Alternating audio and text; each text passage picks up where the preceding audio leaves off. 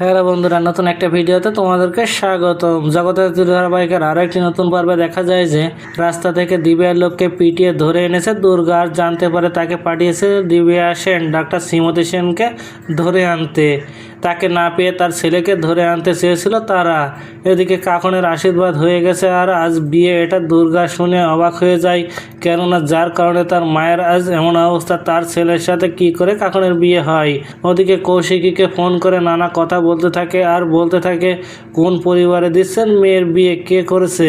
কৌশিকী রেগে গিয়ে বলে আমি তোমার সাথে বাজে বকতে চাই না বলে ফোনটা কেটে দেয়।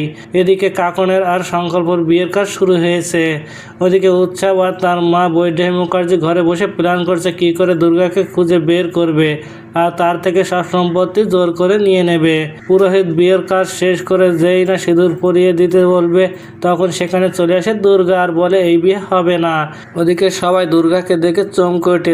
দুর্গা তখন বলে এর মায়ের কারণে আমার মায়ের আজ এই অবস্থা, এদের কাউকে আমি ছাড়বো না।